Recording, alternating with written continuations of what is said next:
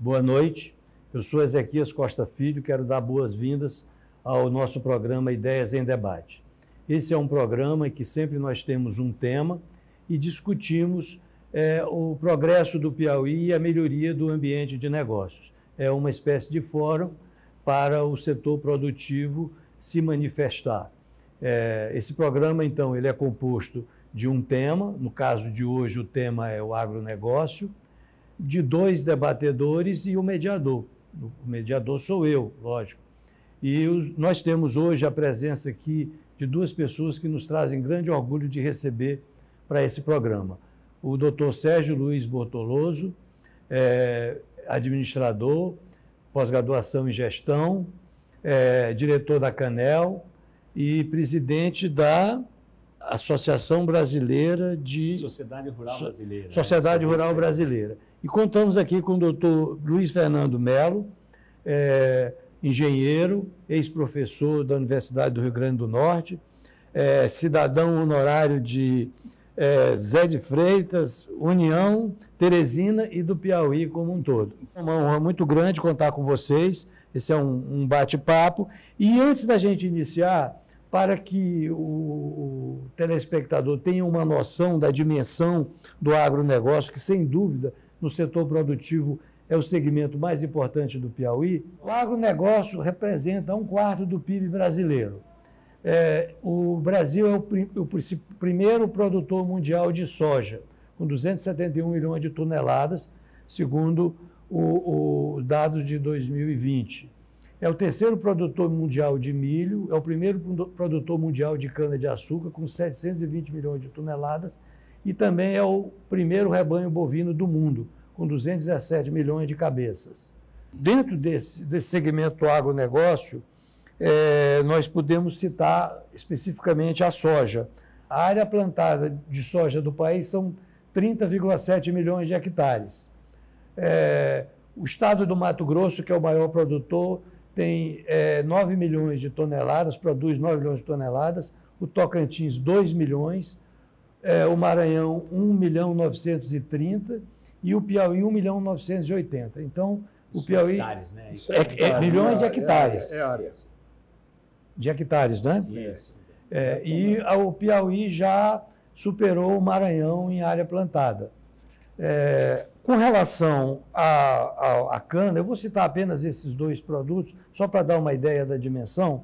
A área plantada no país de cana é de 9 milhões de hectares, sendo que São Paulo, que é o estado maior produtor, são 4 milhões, quase 5 milhões de hectares, e o Piauí 16.806 hectares. Esses são os dados que nós temos. E a Convap, nos últimos 20 anos, multiplicou por 5 o que ela produzia. Um pouco mais? Então, nós vamos ter essa informação atualizada. Bem, essa é uma informação geral que vocês podem perceber a importância, a grandeza do agronegócio no Brasil e como ele desponta forte no Piauí. Nós vamos nos aprofundar em todos esses temas, mas eu gostaria de pedir ao Sérgio que nos desse um panorama sintético sobre o Cerrado piauiense. Bem, muito boa noite a todos, boa noite, Ezequias. Boa noite, obrigado. Boa noite, doutor Luiz Fernando, boa noite, os telespectadores desse programa. Falar do agronegócio é uma coisa que me dá muito prazer, primeiro porque vivo disso e faço isso 24 horas por dia. E eu vejo no Piauí também, né, Ezequias, como um dos principais vetores do desenvolvimento do Estado do agronegócio.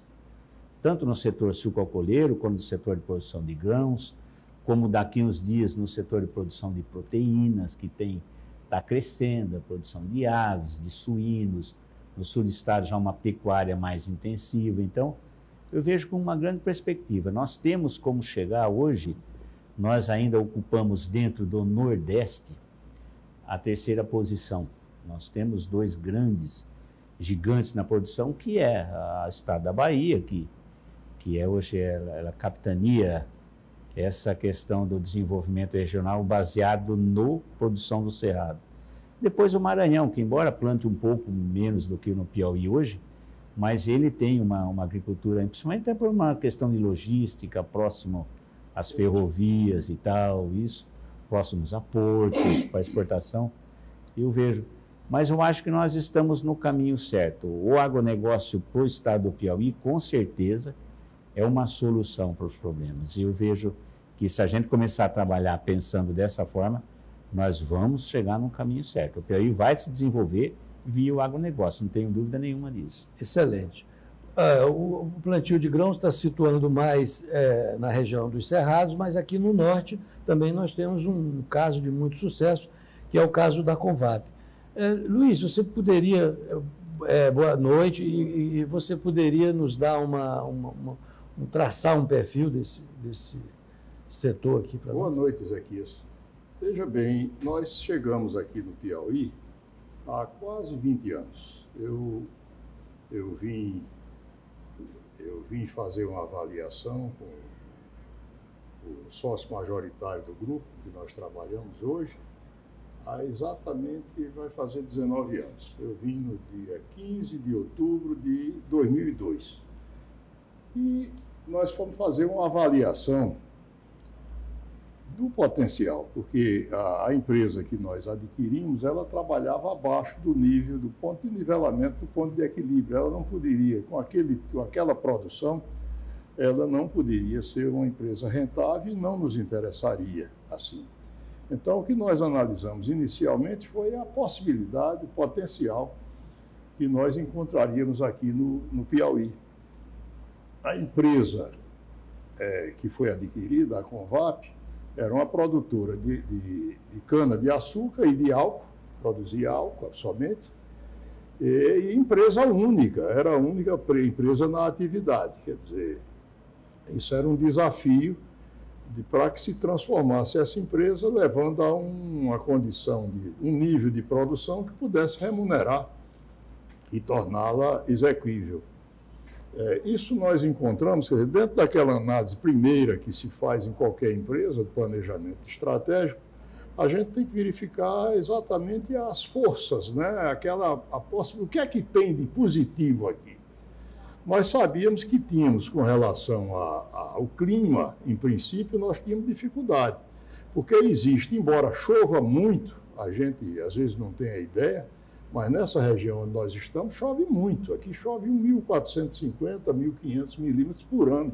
Isso é uma precipitação grande em qualquer parte do mundo. Mas é uma precipitação concentrada num período muito curto. E a gente tem um período seco, certo, de grande duração. Então, isso, para a nossa cultura, a cultura da cana, nesse período seco, morre muita cana. Então, enquanto numa região favorável, como é a região do centro-sul e de São Paulo, como você falou aqui, é natural que uma cana, você planta uma cana e vai tirar 7, 8, 9 safras com ela produzindo num nível muito bom. E aqui no Piauí eu encontrei que a cana com 3 anos não era mais viável, ela acabava, porque a cada ano morria muito canavial no período seco, embora só se plantasse em área escolhida, que eram as áreas de baixão. Então, esse era o primeiro desafio. Mas nós tínhamos um fator altamente favorável, próximo aqui, que era pouco utilizado, o que é? O Rio Parnaíba. O Parnaíba está aí. Então, a gente sabia que tinha que apoiar a cana dentro de um regime de irrigação. No princípio, era uma irrigação para atender ao período seco. No período em que falta chuva e que está muito seco, você tem que chegar com água. Você colheu a cana, antes de que ela morra, você daria pelo menos 2 irrigações, 2 chuvas boas nesse período, para que a cana não morra. Ela até não precisava crescer muito, não. Ela precisava não morrer, porque crescendo muito era muito exigente também com relação à água. Então, dava 2 chuvas nela, 2 chuvas de 50 milímetros, e a cana esperava as primeiras chuvas, que aqui chegam sempre no meio de dezembro. Então, o primeiro desafio foi esse, foi de fazer com que a cana não morresse. E depois expandir o horizonte com novas áreas e tal coisa. Então, o fato é o seguinte, quando nós chegamos aqui, a Convap produzia cana, 270 mil toneladas de cana. e praticamente só tinha um fornecedor a quem comprava 6 mil toneladas. Então, o modelo nosso, depois a gente se estende nisso, mas o modelo nosso foi de primeiro, compartilhar a produção com os agricultores. Quer dizer, abrimos um espaço de 20% a 25% da cana que nós queríamos ter para que fosse plantado pelos agricultores da região, que é a maneira de dividir a riqueza, né? Tá certo? De partilhar a riqueza. E a segunda, então, para isso nós trouxemos algumas pessoas de fora, quer dizer, profissionais de cana, para criar esse choque de cultura, porque o agricultor daqui achava, por exemplo, que o plantio da usina, porque a usina tem recurso, é outra coisa. Então, nós trouxemos agricultor para criar a mentalidade. Então, o agricultor daqui olhava o vizinho que estava trazendo trator, que vinha numa caminhonete grande dessas aí e tal, e aí tração nas 4 rodas, e perguntava, o que é que o senhor faz? Vive de quê? Vive de plantar cana, né? Então, isso despertou a curiosidade. Hoje em dia, o que a gente compra de cana dos fornecedores é praticamente a cana que a Convap produzia naquele tempo. Eu vou ter esse ano 235 mil toneladas de cana comprada aos fornecedores da área de União. E toda a cana da Convap era 270. Entendeu? E muito interessante esses pontos que vocês estão trazendo. Eu comentei um pouco antes com o Sérgio que há alguns anos havia um entendimento no Piauí, uma ideia de que o Piauí, ter terra no Piauí, ter fazenda, ser fazendeiro no Piauí era maneira de empobrecer alegremente. Isso é uma coisa de 20, 30 anos atrás e isso mudou completamente com os exemplos que nós temos hoje de sucesso no agronegócio.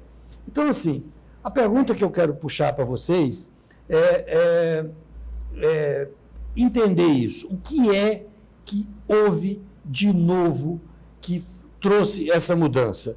Foi uma nova mentalidade, o Luiz Fernando tocou um pouco nisso, nova tecnologia, e capital, ou correção de deficiências locais, como o regime de chuvas, de terra, etc. Sérgio, eu queria que você traçasse um perfil disso e em seguida, o Luiz Fernando, de uma forma sintética, para as pessoas entenderem, porque nós vivíamos numa região de eterno insucesso agrícola e hoje nós vivemos uma outra realidade. Sabe, Ezequias, eu vou fazer um pequeno retrospecto. O que era agricultura no Brasil antes do desenvolvimento do Cerrado, antes da criação da Embrapa, e o que é agricultura hoje, né? O Brasil ele era um importador de alimentos. Até a década de 70, ele importava basicamente 70% do que consumia. Com o advento da exploração do Cerrado e da criação da Embrapa, que é uma empresa de tecnologia, onde começou-se a trabalhar e se discutir formas e estabelecer formas de exploração do Cerrado de uma forma viável. O Cerrado é uma área de terra pobre. Ela tem uma estrutura química muito pobre, você precisa corrigir, você precisa investir. Mas é viável, é o que nós chamamos da agricultura tropical. E isso, lá atrás, quando a Embrapa começou a fazer isso, quando o ministro Paulinelli foi o grande incentivador da Embrapa e começou a trabalhar nessa questão da tecnologia, ele mudou a visão da agricultura brasileira para uma exploração de agricultura tropical, porque até então a agricultura era feita no mundo só no clima temperado, nas regiões temperadas, e não no clima tropical. Com isso veio a tecnologia. Veio a tecnologia onde o Brasil começou aos poucos a ser autossuficiente. E hoje, para você ter uma ideia, nós somos hoje o terceiro maior exportador de alimentos do mundo, porque em tudo que produzimos nós temos excedentes exportáveis. Você vê o caso da soja. A soja nós vamos produzir para essa próxima safra agora, 130 milhões de toneladas. Nós vamos exportar 80, porque o consumo, ou seja, excedente de exportação, a gente faz recurso que traz. O produtor nunca pensou em exportar e priorizar a exportação em detrimento do abastecimento interno. Primeiro nós abastecemos aqui e depois acontece que hoje a exportação ela tem um balizamento de preço, que é o preço que o produto vale no mundo. Então, O que mudou, na verdade, foi a necessidade do mundo, Ezequias, em produzir mais. O mundo tem uma demanda crescente por alimentos. E o Brasil passou a oferecer essa opção para o mundo. Mas de que forma? De uma forma organizada, de uma forma com uma utilização de tecnologia avançada e, principalmente nesse momento, com uma sustentabilidade ambiental, econômica e social muito forte. Esse foco é muito importante, o foco da sustentabilidade. Infelizmente, alguns setores distorcem um pouco, entendendo que a sustentabilidade deve ser só ambiental. Não é, ela tem que ser econômica e social também. Então, eu acho que esse tripé, a conscientização dessa necessidade da sustentabilidade, é que acabou mudando. E o Brasil passou a oferecer isso ao mundo. E o mundo hoje vê o Brasil dessa forma, como um grande abastecedor do futuro, né? Excelente. Sérgio, vamos fazer um pequeno break e retornaremos em seguida com o Luiz Fernando colocando a visão dele desses fatores que mudaram a agricultura no Brasil e especialmente no nosso estado.